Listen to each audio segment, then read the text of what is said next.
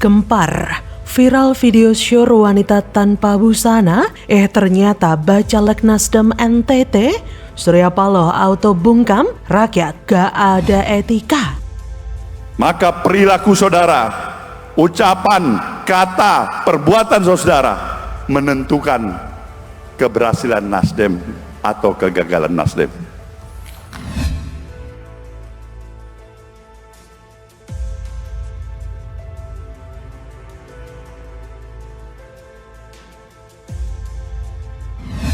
Hai, dengar suara JJ kembali di channel Redaksi Jurnal.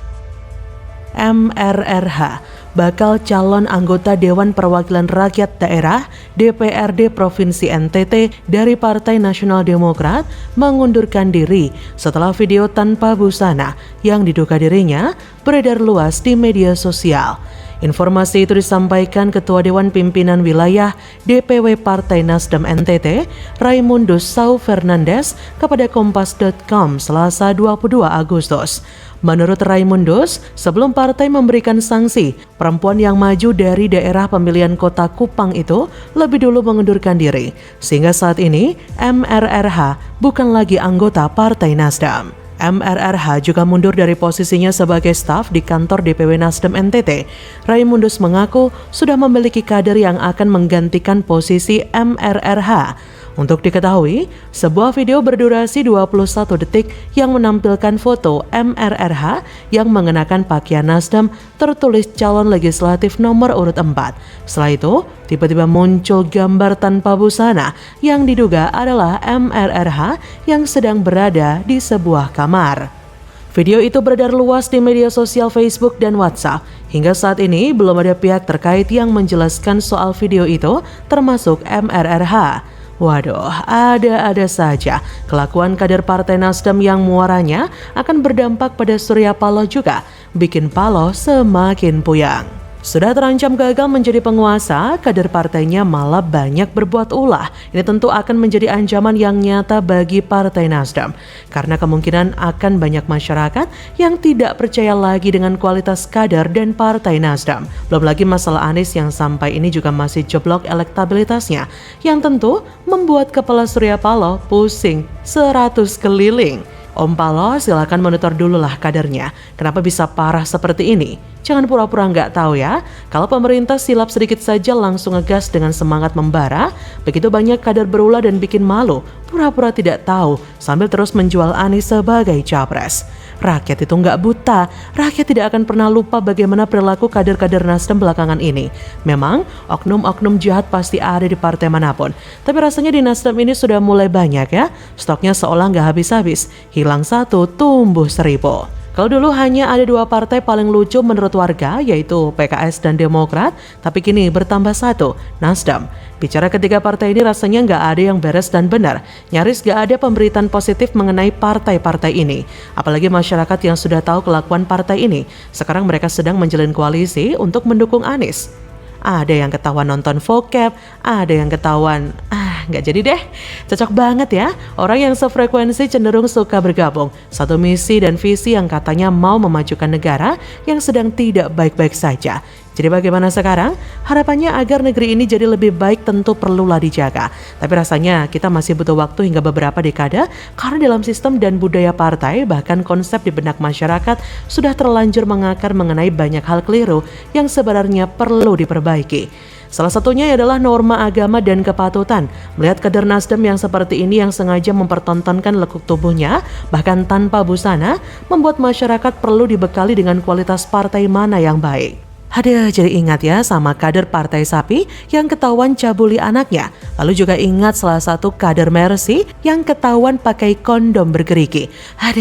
Jangan sampai rakyat salah memilih kader partai yang ternyata memiliki penyakit mental seperti kader Nasdem dan beberapa kader partai yang lainnya.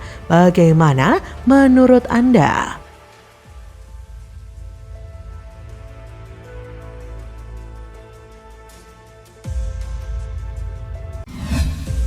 Ini baru mantap. Erick Thohir manut perintah Jokowi, survei tertinggi pasangan dengan Ganjar Pranowo, tolak lamaran Prabowo. Wah, ini baru cocok. Poinnya saya bukan bagus-bagusan, tetapi yang seperti saya bilang Satu, ya saya tegak lurus dengan Bapak Presiden. Ya, artinya apa? Koalisi yang terbentuk itu benar-benar akan melanjutkan program Bapak Presiden atau tidak. Yang kedua, chemistry ya dengan tentu pasangannya. Dari Pak Erick Thohir bahwa dia cawapres yang didukung oleh Pak Jokowi gitu. Di satu sisi ya. Di sisi lain itu semacam pernyataan juga kepada Presiden Jokowi bahwa dia kalau didorong oleh Pak Jokowi sebagai cawapres, dia akan tegak lurus, akan menjadi orang yang bisa dipercaya oleh Pak Jokowi untuk melanjutkan program-program itu. Ya di PDI Perjuangan sih tetap ada nama tersebut, tapi kalau kemudian yang bersangkutan atau kemudian partai yang mendukung Pak Erick Thohir tidak berkenan, ya itu kan ya boleh-boleh saja. Kita bisa mengatakan ya Erick ya kelihatan paling potensial. Kemungkinannya untuk mendapatkan dukungan kalau berpasangan dengan Ganjar Pranowo. Halo, dengar suara JJ kembali di channel Redaksi Jurnal. Pasangan Ganjar Pranowo dan Erick Thohir akan keluar menjadi pemenang pertarungan apabila kontestasi pemilihan presiden 2024 dilaksanakan hari ini. Pasangan Ganjar Erick diprediksi menang jika berhadapan dengan Prabowo Subianto, Gibran Rakabuming Raka, dan Anies Baswedan Yeni Wahid.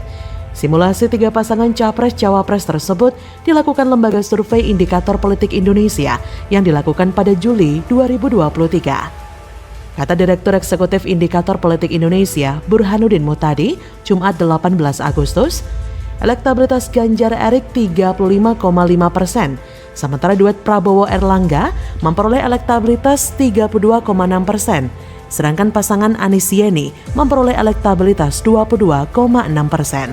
Diketahui, survei tersebut dilakukan pada 15-21 Juli 2023 yang dilakukan melalui wawancara tatap muka langsung dengan para responden.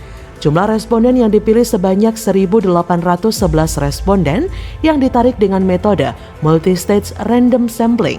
Adapun margin of error yang diterapkan adalah sebesar kurang lebih 2,35% pada tingkat kepercayaan 95%. Sementara itu dilansir dari Antara, pengamat komunikasi politik Universitas Brawijaya, Anang Sujoko menilai Erick Thohir mengikuti arahan dari Presiden Joko Widodo jika berhadapan pada pilihan mendampingi Ganjar Pranowo atau Prabowo Subianto dalam pemilu presiden dan wakil presiden 2024. Menurut Anang, ketika dikonfirmasi di Jakarta pada hari Minggu menyebutkan sosok Erick Thohir kemungkinan dikehendaki dua bakal capres Ganjar dan Prabowo. Kata Anang Sujoko, sekarang tinggal Erick mau atau tidak berpasangan dengan Ganjar atau Prabowo. Tapi saya yakin Erick akan patuh pada perintah Jokowi. Anang meyakini sosok Erick potensial maju sebagai bacawa pres, mengingat beberapa hasil survei termasuk yang digelar Indikator Politik menunjukkan nama dia unggul dan bersaing dengan tokoh-tokoh lain seperti Gubernur Jabar Ridwan Kamil dan Menteri Pariwisata dan Ekonomi Kreatif Sandiaga Uno. Dalam survei terbaru Indikator Politik yang dirilis pekan ini, 18 Agustus, nama Erick terlihat dominan dibandingkan dengan nama-nama yang potensial lainnya karena dia mampu membantu Ganjar atau Prabowo memperoleh suara di atas 30% dalam simulasi Pilpres 2024. Pasangan Prabowo dan Erick dalam survei terbaru memperoleh 33,9% suara, sementara pasangan Ganjar Pranowo Erick Thohir memperoleh 35,5% suara. Saat berhadapan dengan Prabowo Erlangga, 35,8% saat berhadapan dengan Prabowo Gibran. Terkait dengan hasil itu, Anang Sujoko menilai wajar jika PDIP, terutama dari kalangan akar rumputnya, menghendaki Erick Thohir sebagai bakal calon wakil presiden mendampingi Ganjar. Kata Anang, salah satu bukti akar rumputnya mendukung Erick untuk dapat mendampingi Ganjar dapat dilihat dari pernyataan Ketua DPP PDIP Said Abdullah. Memang akan sangat disayangkan ya jika Erick Thohir ini sampai digait oleh capres lain. Walaupun saya nggak yakin ya apakah Erick ini mau jadi wakil capres lain. Kalau berpasangan dengan Ganjar, mereka berdua sama-sama bekerja dengan keras. Karena Ganjar memang terbiasa kerja keras untuk rakyat. Terbiasa turun ke lapangan, selalu ceria dan dekat dengan rakyatnya. Beda dengan capres sebelah, kalau sama mereka-mereka, Pak Erik bakal jadi super capek hati dan badan. Capek tenaga, capek hati pula. Serius loh Pak, karena Pak Erik akan dimanfaatkan tenaganya habis-habisan. Sementara capres-capres itu gak jelas bisa apa dan terbiasa bekerja sekeras Pak Erik ini. Kalau saya sih gak rela ya, masa orang hebat sekaliber Pak Erik ini cuma dijadikan sebagai bumper dan diperas tenaganya oleh orang yang kinerjanya jauh di bawah Pak Erik. Gak rela saya, dan gak fair dong rasanya. Yang paling pas itu ya cuma sama Ganjar. Setuju guys? Begitulah pasangan Ganjar Erik untuk 2024. Bagaimana menurut Anda?